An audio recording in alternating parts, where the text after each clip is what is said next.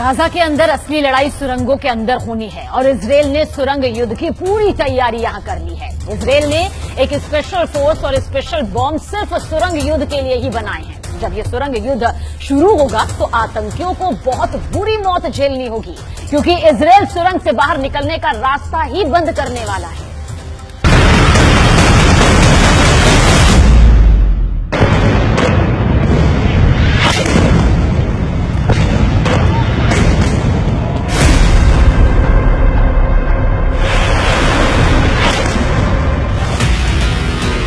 Israel के रक्षा मंत्री ने गाजा के अंदर ग्राउंड ऑपरेशन को हरी झंडी दे दी है।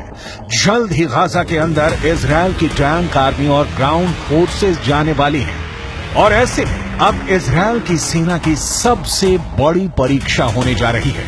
करीब 365 वर्ग किलोमीटर में फैला गाजा इसलिए सबसे बड़ा मजबूत किला है, क्योंकि जितना गाजा ऊपर नजर आता है उससे कहीं ज्यादा गाजा जमीन के नीचे है।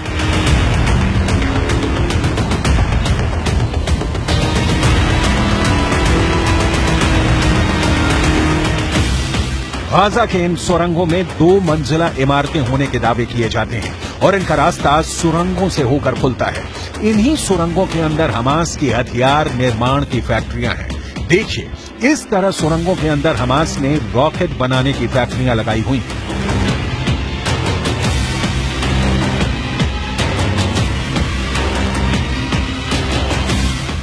दावा किया जाता है कि गाजा के अंदर 500 किलोमीटर लंबाई की फैली हुई सुरंगें हैं। इन सुरंगों के अंदर हमास के आतंकी चूहे की तरह छुपे हुए हैं और जैसे ही इजरायल की सेना गाजा के अंदर घुसेगी, हमास के आतंकी इजरायली सेना पर टूट पड़ेंगे।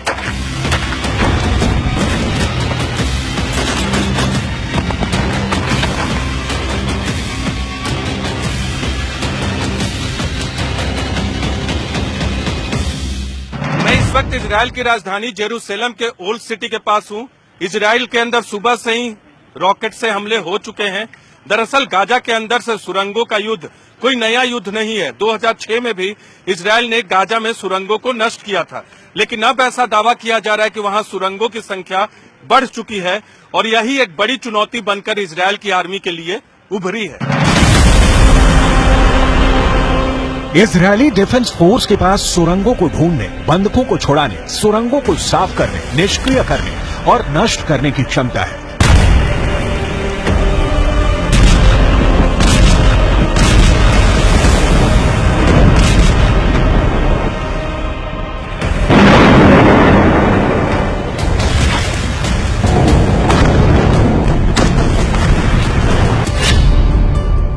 इजरायली आर्मी के पास याहलोम यूनिट है, जो कि सिर्फ सुरंगों को ढूंढकर उनको आतंकियों समेत नष्ट करने में ही माहिर मानी जाती है।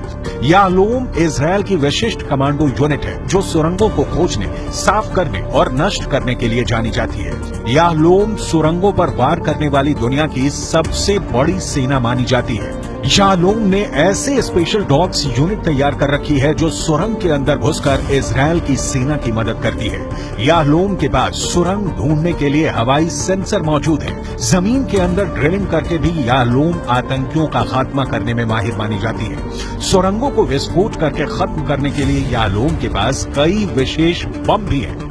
इजरायल के पास ऐसे कई बुलडोजर भी हैं जो सुरंगों के दरवाजों को सील करके आतंकियों को जिंदा दफन भी कर सकते हैं। साल 2017 में ऑपरेशन नॉर्दर्न शील्ड के दौरान इजरायल की उत्तरी सीमा पर कई सुरंगों की खोज की गई थी। ये सुरंगें हिजबुल्लाह की थी।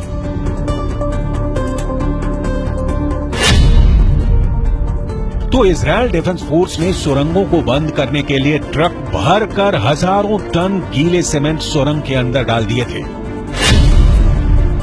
आतंकियों को बहुत बुरी मौत मारने के लिए कई बार इजरायल की सेना इन सुरंगों के अंदर सीवर का गंदा पानी भी डाल चुकी है। इजरायल की आर्मी के लिए सबसे आसान है समंदर के खारा पानी इन सुरंगों के अंदर डालना, क्योंकि गाजा समंदर के किनारे पर बसा है।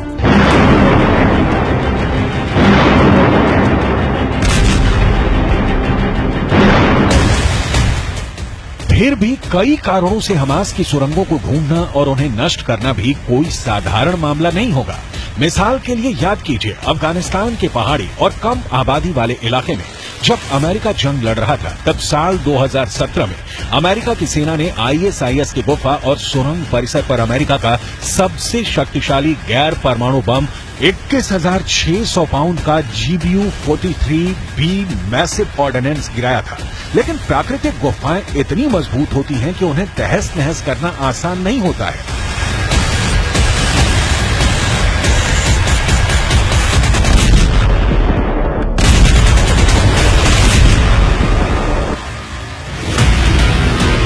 इजरायल के लिए सुरंगों में सीधा एक्शन इसलिए भी मुश्किल है क्योंकि इजरायल की आर्मी ने गाजा में घेरेबंदी की शुरुआत में ही कुछ छापे गाजा के अंदर मारे थे और इसके बाद IDF ने ही यह अनुमान लगाया था कि शायद आतंकवादी बंधक नागरिकों को सुरंगों के अंदर ले गए हैं। ऐसे में किसी भी सुरंग को बेरहमी से फोड़ डालने के लिए इजरायल मानसिक रूप से कितना तैयार है, ये भी देखना होगा। कुछ ऐसी रिपोर्ट्स भी आई हैं जिनमें दावा किया गया है कि इजरायल ने ऐसे बम बनाए हैं जो जमीन के ऊपर नहीं फटते हैं, बल्कि वो जमीन के कई फीट अंदर जाकर फटते हैं। ऐसे में मोटी कंक्रीट से बनी सुरंग की दीवार भी फट सकती है और सुरंगें नष्ट भी हो सकती हैं। आतंक की इन सुरंगों को नष्ट करना भी इजरायल की सेना का एक प्रमुख लक्ष्य है। साल 2008 और साल 2014 में जमीनी अभियानों में इजरायल सुरंगों को नष्ट भी कर चुका है।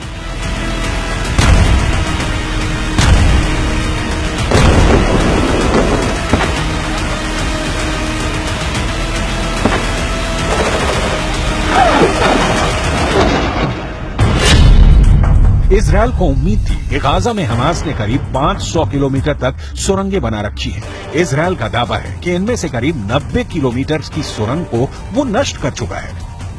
यानी इजरायल के पास पहले से सुरंगों को नष्ट करने का अनुभव मौजूद है। गाजा के अंदर इन सुरंगों की वजह से अगर इजरायल ने गाजा पर भारी तीव्रता के बम बरसाए तो इससे आम लोगों को नुकसान हो सकता है। यही वजह है कि उत्तर गाजा को इजरायल ने खाली करवा लिया है।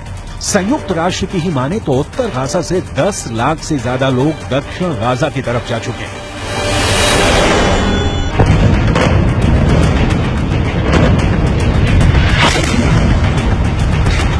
गाजा के अंदर पानी की सप्लाई का हाल बहुत बुरा है। दरअसल युद्ध की शुरुआत के साथ ही इजरायल ने गाजा में पानी की सप्लाई बंद कर दिया था। हालांकि इजरायल ने अब ये दावा किया है कि वो दक्षिण गाजा में पानी की सप्लाई करेगा, लेकिन अब तक कुछ भी तय नहीं है। अब तो फिलिस्तीन के अखबारों ने भी ये दावा किया है कि पानी की कमी की वजह से गाजा के लोग नहा नहीं पा रहे हैं, जिसकी वजह से त्वचा की बीमारियां होने लगी हैं।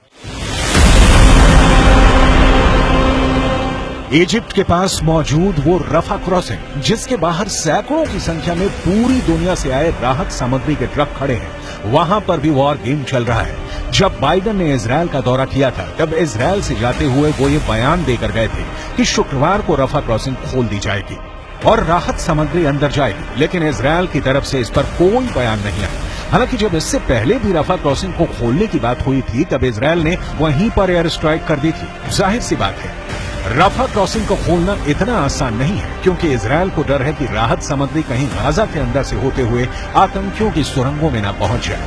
पहले से इजरायल ये दावा करता रहा है कि पूरी दुनिया ने गाजा को कई सालों में जो मदद भेजी है, दरअसल वो मदद आतंकियों के पास पहुंची है और उसका इस्तेमाल ऐसी ही सुरंगों को बनाने के लिए किया गया है।